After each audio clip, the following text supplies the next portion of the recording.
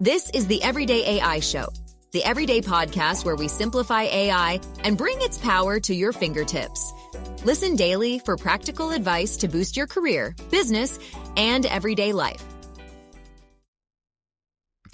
Have you ever felt overwhelmed by AI? Like there's certain aspects of artificial intelligence that you barely understand to begin with, yet you're expected to use it and it's changing every day? I understand where you're coming from. Chances are, if you're listening to this, you probably have a full-time job where you're expected to leverage AI, but you haven't had much formal training, if any at all, and you definitely don't have extra hours in your day to learn.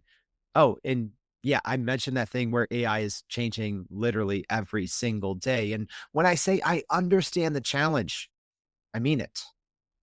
I mean, literally, it's my only job to use, to build with, and to teach AI every single day for 10 to 12 hours. And that's all I've been doing for the past 3 years. And even I find it hard to keep up. But don't worry. That's where this new series comes into play. It's called the Start Here series. And whether you're a beginner, extremely confused, or you're someone that uses AI every single day, yet you're looking to double down, this new series is for you. Because one of the most common questions I get asked all the time is, where do I start? Or someone saying, hey, I know a lot about large language models, but I want to know more about the creative side. Where do I start? To tell you the truth, I haven't had a good answer until now. That's why we're kicking off this Start Here series. So for those keeping up live, right? January is a time when I think most business leaders are setting new goals. They're trying to double down on good habits. So I know a lot of you are really trying to put in that extra effort here at the beginning of the year to improve your understanding of AI. So that's why we're going to be releasing probably 2 of these episodes a week for the next 5 or so weeks. So not necessarily abandoning our normal daily schedule if you're an avid listener to the program. Don't worry, we're just flexing a little bit here in the beginning of the year to try to help both beginners and advanced users alike get started and also get caught up. So we're going to be going over the basics like generative AI today. Like, what the heck is it? To simplifying more advanced techniques like AI agents and explaining things like the model context protocol, or what the hell is a Ralph Wiggum loop, right? So whether it's concepts that we're zooming out and going back in time, or things that are happening literally today and helping you put them in perspective, the Start Here series is going to be for you. So we're going to be going over, from the correct way to launch a successful AI pilot, to how to measure ROI, to how to read and understand benchmarks and choose which AI system is best for you or your company. We're going to be tackling it all here in the Start Here series. You ready? All right, let's get into it. What's going on, y'all? If you're new here, my name's Jordan Wilson, and Everyday AI, it's for you. And we've been doing it for a very long time. It is an unedited, unscripted daily live stream, podcast, and free daily newsletter helping everyday business leaders like you and me not just keep up, but how we can leverage all the good stuff, make sense of the nonstop updates, and get ahead to grow our company and our career. So if that sounds like what you're trying to do, maybe this is episode number 1 for you. Maybe it's episode 700. It doesn't matter. We have something new and fresh for all of you. Yeah, a new URL to throw out there. Ready? So if you're interested, go to starthereseries.com. That is starthereseries.com. So if you want to keep up with this particular series, go do that. You're going to get an invite link to sign up for our free community, and you will be inserted directly into the Start Here series kind of onboarding flow. So as we add to this, there's going to be more and more shows in there, in that space, the dedicated space in our community. So if you want to keep up with all the shows in this series, connect with other leaders. I mean, literally, we have industry leaders in our free community, right, that you can learn from, go connect with. Make sure you go to that website. All right, now we have that out of the way, just to let you know, these shows are going to be a little quicker. All right. This one's, might be 30 minutes, but most of these Start Here shows are going to be about 20 minutes. I want to keep them very fast, very factual, which is going to be a little hard for me. All right. So without further ado, let's get into it. Let's talk about generative AI, the basics, how it works, and why it matters in 2026 more than ever. So let's start with the pace and the reality. Well, nothing has spread this fast ever. Nearly 900 million people. The last confirmed was 800 million, but I know the stat. It's nearly 900 million people are using ChatGPT weekly. I mean, that's more than the entire population of Europe. And ChatGPT, let's talk about an explosion. It reached 100 million users in its first 2 months. To get to that same number, the internet took 8 years. So if you want to talk about a technology that you can't ignore, think about how commonplace the internet is in our day-to-day lives. You can't do too much without it, right? Especially if you're a knowledge worker, you can't do too much without it. In just 2 years after launch, 40% of working age Americans are using generative AI, and the internet took 7 years to reach that same level. So the generative AI technology, which is what large language models are kind of under the umbrella on, it is the most explosive growth of any technology ever. And companies are using it, whether you have realized this or not, right? This conversation has changed a whole lot over the past few years. But nowadays, using AI is table stakes. Like, you have to. You don't have a choice, right? Maybe 3 years ago, it was a competitive advantage. It was kind of novel, to be using generative AI and large language models back in, 21 or in 2022 when ChatGPT came out. It's not anything special today. You have to be using it today. Right now, about 80% of companies are even deploying AI agents that take actions, not just answer questions. So not only are 92% of Fortune 500 companies, as an example, using OpenAI's technology, that's just one company, right? But 80% of companies are even deploying AI agents. All right. So yes, the space moves quickly. And yes, we are going to zoom out, but I first just wanted to set the table, so to speak, and let you know where we are. Just about, right? And depending on where you're tuning in from, right? Yeah, we have listeners from all over the world, so thank you for that. But here in the US, that's usually the lens I'm talking through. I'm from Chicago. Hey, good to meet you. Right? A lot of you are starting here with this episode. Everyone's using AI here in the US. Every single company, right? You don't see a company anymore. I haven't met a company in a very long time that's not using, whether officially or unofficially, right? Yeah, there's the whole shadow AI, in some of those things, but every company is using AI. So it's changed though. And I think, as strange as it is, I think a lot of people still have a very 2022 view of AI, right? Let's just use ChatGPT because that is the most widely used AI tool in the world, right? Obviously, Microsoft Copilot, very popular in the enterprise, Google Gemini, Anthropic Claude, right? Those are what I refer to as the big four. So if you ever hear me reference the big four, I'm not talking about consulting. I'm talking about those four companies. But now they're not just these friendly chatbots anymore. These AI systems are operating systems in and of themselves. I've been saying this for years. Companies need to make a decision. You need to move all your day-to-day operations into a large language model sooner rather than later, right? We'll probably explore that more in a later Start Here series, the exact process of choosing and setting up an AI operating system. It's not an official term. It's something I think I made it up a couple of years ago, and I've been running with it ever since, the AIOS, right? But in the same way, companies, in the 90s or 80s or early 2000s, depends, right? They gave all their employees computers at some point, and they had to make a choice, right? Are we a Windows organization? Are we a Mac organization? Are we a Linux organization? You have to make the same choice. What is your company going to be? But now, in a few clicks, your entire organization's data can be accessed instantly in these AI operating systems, right? ChatGPT, they have a Teams and an enterprise plan. Gemini has a business and an enterprise plan. Obviously, Microsoft 365 Copilot has an enterprise plan. Claude has an enterprise plan. These are for teams now, and they bring your data in instantly, and teams can collaborate, right, seamlessly. So with no knowledge, even right now, right, here's some stuff, some new stuff, right?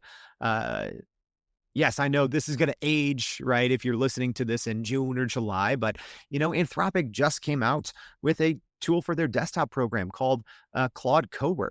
So with no knowledge at all, no tech know-how, you can use a desktop program. Let me say this again. You can use a desktop program using their Opus 4.5 model, one of the most powerful models in the world. It can control your computer. It can access your file system. It can browse the internet in your browser that's logged into everything.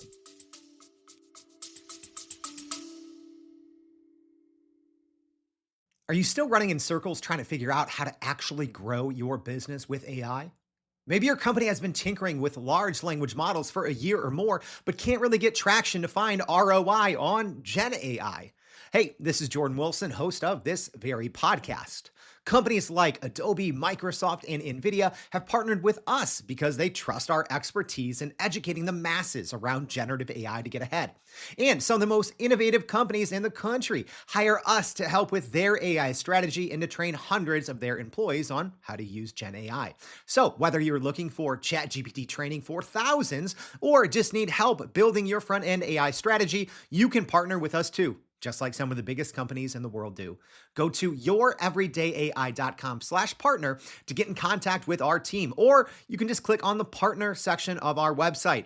We'll help you stop running in those AI circles and help get your team ahead and build a straight path to ROI on Gen AI.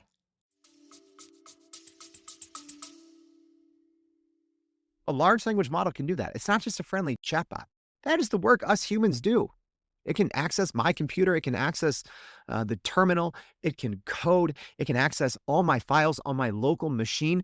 It can go out and log into my email, log into any system, and access any data that I tell it to. That's where we are now. Today's generative AI is much more than friendly chatbots. But let's zoom out to understand, because I think for whatever reason, people think of AI as a very new technology, which I think is one of the reasons why there's a high distrust. The other reason why is most people don't know how to use it. And you see someone share someone puts a screenshot of something from ChatGPT on Facebook or LinkedIn, and someone usually that has no clue what they're doing. And it's an example of a large language model getting something very simple, very wrong. FYI, anytime you see that, I've been doing this for a long time. 99 times out of 100, it is human error. That human has no clue what they're doing, right? But AI is not new. AI has been around in some way, shape, or form for decades, up to 70 years. So the term artificial intelligence was actually coined in the 50s, and we've been kind of chasing this, dream ever since. So there were early systems, the expert systems in the 70s and the 80s, right, used in a lot of different sectors. I think banking, mortgages were some of the bigger ones, obviously in healthcare, but even early systems in the 70s were shown to be able to diagnose infections better than most doctors, right? And we obviously, with the advent of large language models, we have a lot more studies that show that. So what is changed? It's not the ambition, right? It's finally, the technology has evolved a lot. There are a couple breakthroughs in the 2010s, but obviously the big one that most people are familiar with is kind of the advent and the proliferation of the transformer that has led to ChatGPT. So the biggest thing that's changed is, well, the technology and the compute needed, right? In the same way how to, access the internet, in the early days, you had to have a computer bigger than a car, right? And connect it up to all these cables. And now your cell phone obviously can. So the same thing is true with AI, right? These systems that used to be very slow and very big and very expensive, right? It's not like that anymore. The technology has changed. It's gotten exponentially faster, more affordable, and more powerful. But probably the biggest breakthrough that led us to where we are today is in 2017. So that's when Google researchers published the very popular research paper, Attention is All You Need. And it quietly changed the trajectory, technically not just of the artificial intelligence technology, but I would say of the world, right? The other thing I didn't really touch on, artificial intelligence right now, and maybe we'll tackle this in another Start Here series. It has become, I'd say, probably more important than oil. It's probably become more important than um, countries' military, right? Whether you realize it or not, right? Maybe if you come back and listen to the show in 2027 or 2028, you'll be like, oh, okay, this weird guy was right. It is more important, right? That's why you're seeing a lot of geopolitical tensions heightened right now around the technology itself, right? Essentially, there's this thing called AI, there's this thing called AGI or artificial general intelligence, and then there's this thing called ASI, artificial super intelligence, right? That's when you start to get into the Terminator thing. But we'll tackle this in a later Start Here series show. But essentially, the first, country or company to develop AGI, artificial general intelligence, that is big, right? Anyways, it started with this paper, and that has kind of changed the course of the world and the business world, especially. But that paper essentially introduced the T in GPT, right? Generative preformed transformers. But the T in that paper was introducing the transformer architecture, which is the engine behind almost every single AI model today. And OpenAI was kind of the first to run with it, right? A lot can be said with the current race between OpenAI and Google. They're definitely the front runners in the AI race. Claude, Anthropic's Claude is right there as well. But OpenAI was the first to take this research and really productize it. So they built GPT-1 in 2018, GPT-2 in 2019, GPT-3 in 2020, which is actually when they started releasing it to the public with a lot of earlier software programs. That's when, myself and my team, we started using it daily in 2020, 2 years before ChatGPT came out. But most of the world kind of figured out about this big breakthrough that no one saw coming, that originated in the 2017 Google Attention is All You Need paper. It really came to life in November 2022. That was the ChatGPT moment. That is the line in the sand that I think has changed the course of not just the business world, but also the information world. So, how the heck do large language models work? All right. So you're like, artificial intelligence has been around for a long time, right? And then there's this important thing called the transformer. Well, and then the transformer led to large language models. So here's kind of what they are and how they work. Right. So they predict, essentially, these large language models have been trained on the history of the internet. Right. There's a lot of lawsuits that are going to come from that, right? Because people are like, well, what about copyrighted information? Yeah, it's going to play out in the courts eventually. But these large language models essentially scrape not just everything on the internet that we use, the open web, but they scrape everything on the closed web, offline data sets, right? Essentially, the entirety of human history and human knowledge has been scraped by these large language models. Then you have very smart humans at these big companies that then train the models, and they go through a process. I'm not going to get too dorky. It's called reinforcement learning with human feedback, but they train these models, right? So they say, hey, when, someone asks a question about, topic A, here's what a good output would be. Here's answer A is good, answer B is bad, right? And so they go through this reinforcement learning process to train the models. And these models are trained to be a helpful assistant, essentially with this, their training data. All right. And this is how the earlier models worked. Today's models, much more sophisticated. Right now, if you ever hear a term like scaffolding or agentic, right, today's large language models are night and day difference than the large language models that set off the ChatGPT craze, right? Those were kind of just, I call them old school transformers, right? Today's models, they're technically still transformers, right? But I call them reasoners, right? A lot of people call them reasoners or logic-based models. So they're much different now. There's a process that they can kind of mimic human logic. So yes, they are still technically next token prediction machines, but there's essentially a step-by-step problem solving on top of that prediction engine that mimics human logic, right? And you can see it think step by step and go through and, use these different tools it has at its disposal. It might run code. It might go, before it responds to you, these models that think now, right? They used to just spit out very quickly an answer. Right. The earlier models, the GPT-2, the GPT-3 were really bad. Right. The GPT-3.5 that launched with, ChatGPT a little bit better. It was at least coherent and usually accurate. Right. But today's models, extremely impressive, right? They tackle problems like experienced human. Today's models score better on offline IQ tests than 99% of humans. They are literally in the top 1%, right? They are at genius level scores, taking offline IQ tests that they have not been trained on. All right. So that's where kind of large language models are today, how they kind of work. Right. So scrape data, from data sources. Humans train them to be helpful assistants for users. A user asks a model a query. The model might just pull that out from its training data, or it might decide, hey, I need to use some tools at my disposal. I should probably go fetch something on the web. It seems like the user is asking about something very current. Maybe I should use a data analysis. Maybe I should run some code under the hood to get to this answer. So yes, this kind of this scaffolding or the tools that models use help it hallucinate less, and just provide much more robust and impressive outputs.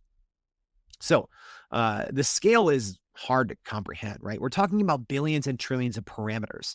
So a parameter is essentially a learned pattern that these models have gone through in their training data. So more parameters just means that there's more patterns that the models can recognize and use. I like to think of it's a connection in its big neural network brain. So GPT-3 had 175 billion parameters. GPT-4 reportedly had over about almost 2 trillion parameters. And a lot of today's newer models, we don't know how many, but we've seen reports that they're anywhere from 2 to 4 trillion parameters. All right. So it's just an insane amount of data. And then there's also something called the context window. And even that has exploded. And that's essentially how much a large language model can remember before it starts to forget. Right. And we do in our free, prime prompt polish course that you can access in our community, by the way. So you can just go to starthereseries.com, sign up for our community, and you will also get instant access to that free prompt engineering, context engineering course that's been taken by more than 15,000 people. Anyways, context window is extremely important. And that's another thing that has scaled alongside with models, because the earlier versions, they would forget things almost right away, right? Today's, you can work with them sometimes, depending on how you have it set up, you can work with them for hours or days until they start to forget things, right? And there's obviously some auto compaction. These models are starting to work kind of automatically compacting this information, so it keeps a longer kind of memory going.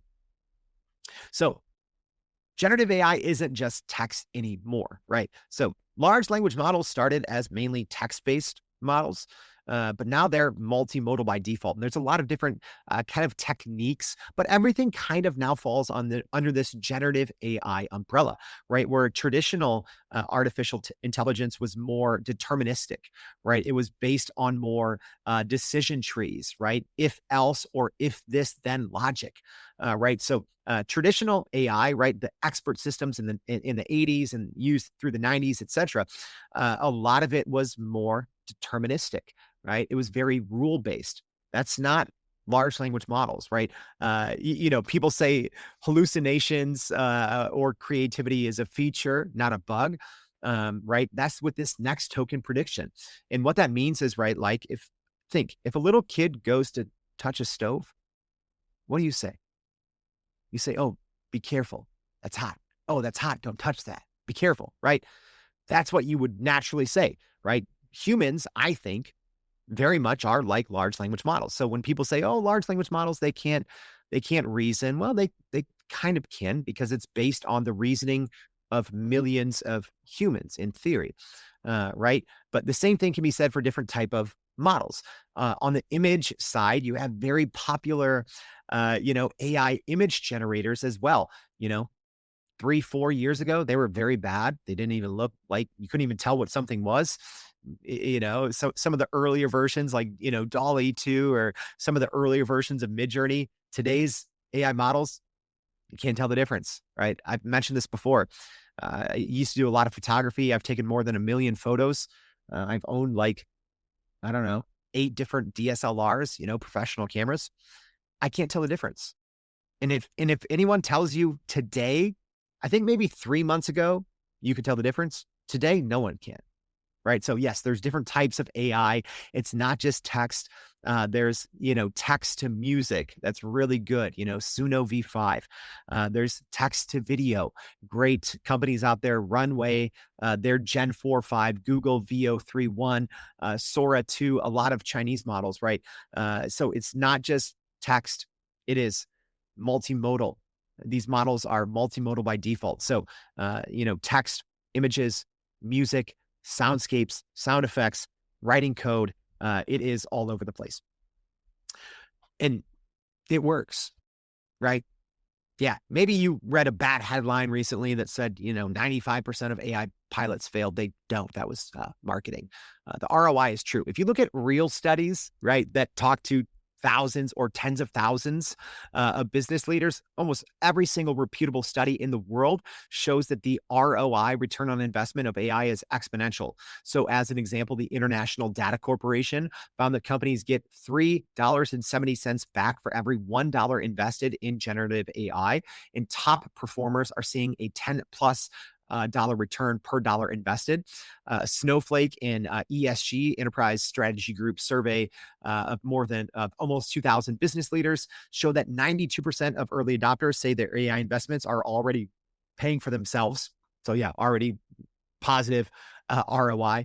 And then similarly, other studies show that up to 98% of the same companies that have previously invested in AI are looking to increase their investment.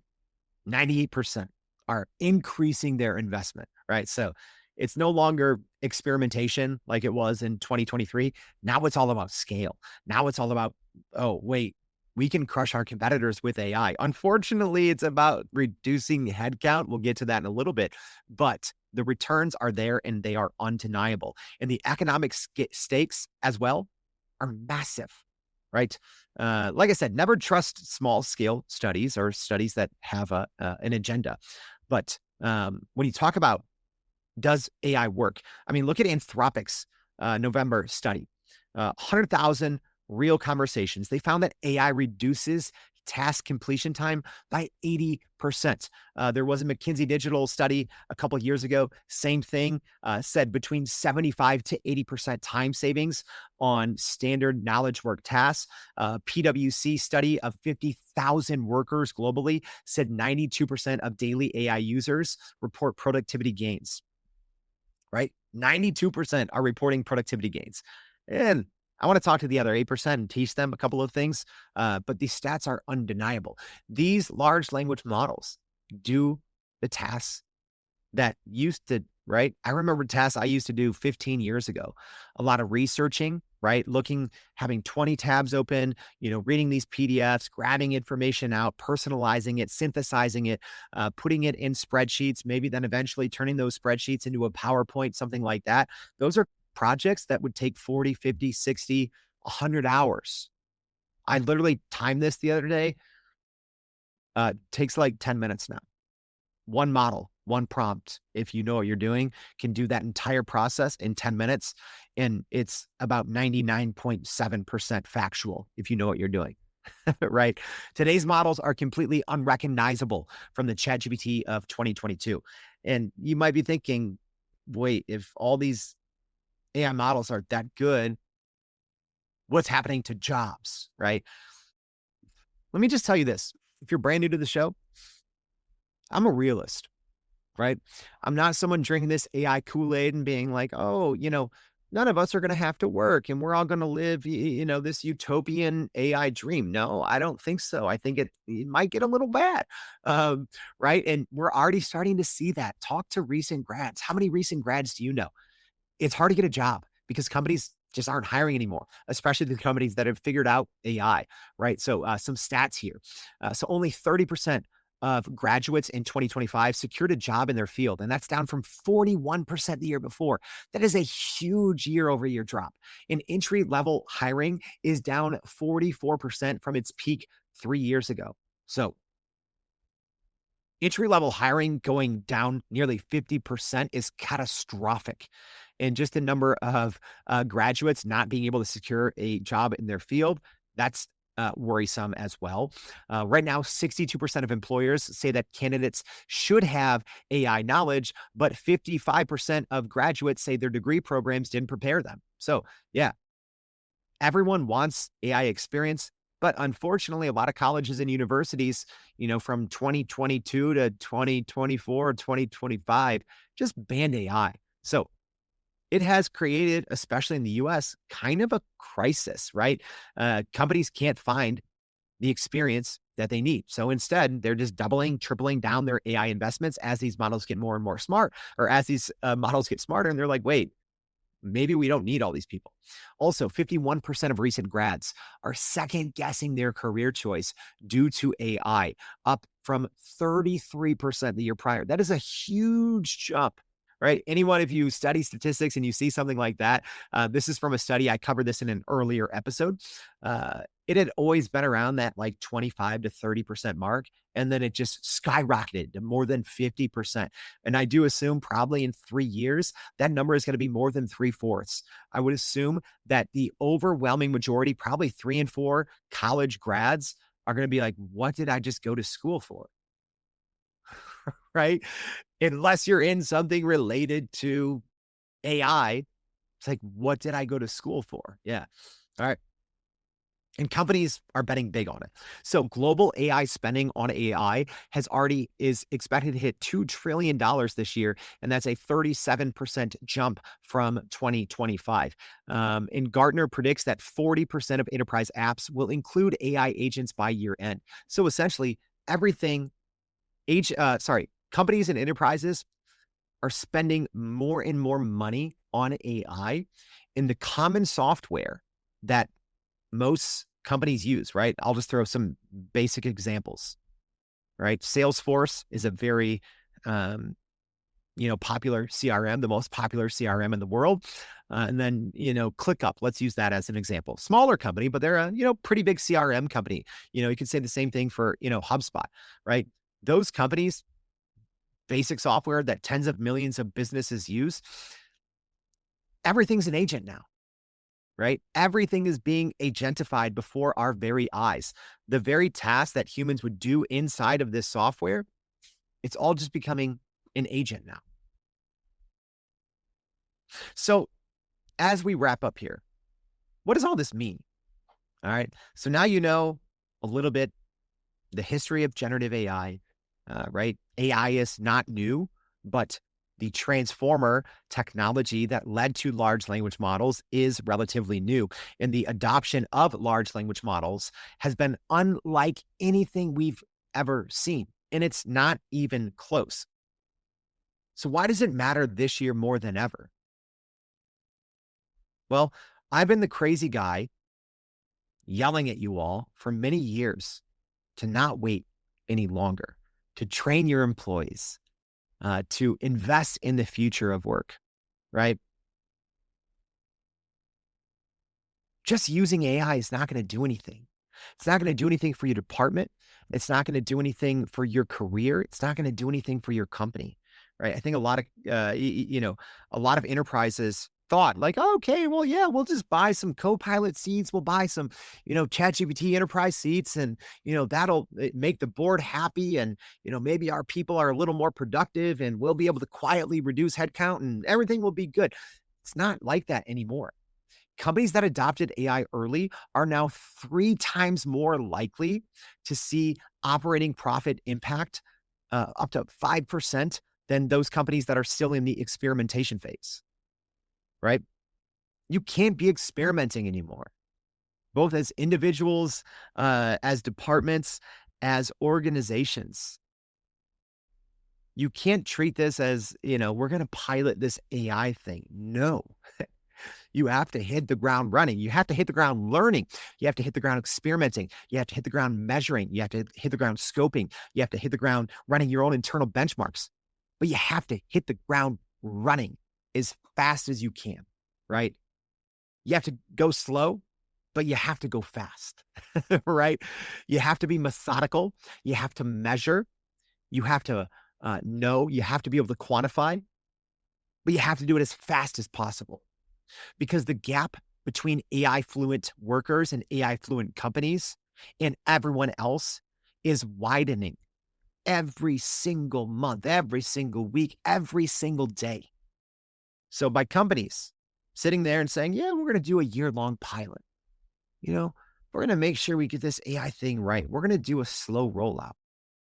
It's not going to work, right? Even Fortune 500 companies that have that mentality, they're going to get eaten up. You're already starting to see stories of it, right? Companies that thought they were too big for AI, right? You saw a lot of companies, FYI, doing about face, right? Some of the consulting companies, now investing billions of dollars. Some of the banks said, oh, no, we're large language models, never touching that. Let's laugh at that. No, now they're investing billions of dollars. You can't not play the game. You don't have a choice. The future of work is generative AI, is large language models. So the window is closing, y'all. And that is why generative AI matters in 2026 more than ever. This is the year to make your move. This is the year to level up. And guess what? It starts here with the Start Here series. All right. Thank you for tuning in to the first volume of the Start Here series. Like I said, future ones are going to be much, much faster, about 20 to 25 minutes. And make sure, if you're still listening, check the show notes of this episode. So if you're listening on January 15th, right, that's when, this show is debuting. Nothing's going to be there. But in the future, we're going to go and update the show notes. So if you're listening on the podcast, as we release new episodes, we will make sure to link them there. But more importantly, just go to starthereseries.com. There you can sign up for our community for free. You can go follow. It's going to send you straight to the space that we have set up that's going to have just the Start Here series in there, nothing else, so you can focus. So whether you're hearing this in mid-January, mid-February, late 2027, it doesn't matter. It's going to be there. You can get caught up and instantly level up. All right. So here's the final take. AI isn't new, but generative AI's compounding impact is. In today's large language models move faster than anyone can track, and they can even outperform humans in blind tests at producing economically viable work and valuable work. So don't think about AI upskilling or AI reskilling. If you do that, you're going to fail. That is the wrong way to approach AI. You have to unlearn. You have to unlearn good habits, and you have to build a solid foundation from scratch. AI first, AI native. You don't get to sprinkle AI on the top. It's not going to work. All right. Thank you for tuning in. Like I said, please go to starthereseries.com. If this was helpful, tell someone about it. Please subscribe to the podcast. Share this if you're listening on social media, on LinkedIn. Tag someone who needs to hear this. We all need to start somewhere. All right. Don't let the rapid pace of AI confuse you. Don't let it slow yourself or your company down. That is my job. I work for you. You don't have to spend hours every single day. I do it. I cut it to you straight. All right. So thank you for tuning in. Hope to see you back tomorrow and every day for more Everyday AI. Thanks, y'all. And that's a wrap for today's edition of Everyday AI. Thanks for joining us. If you enjoyed this episode, please subscribe and leave us a rating. It helps keep us going. For a little more AI magic, visit youreverydayai.com and sign up to our daily newsletter so you don't get left behind. Go break some barriers, and we'll see you next time.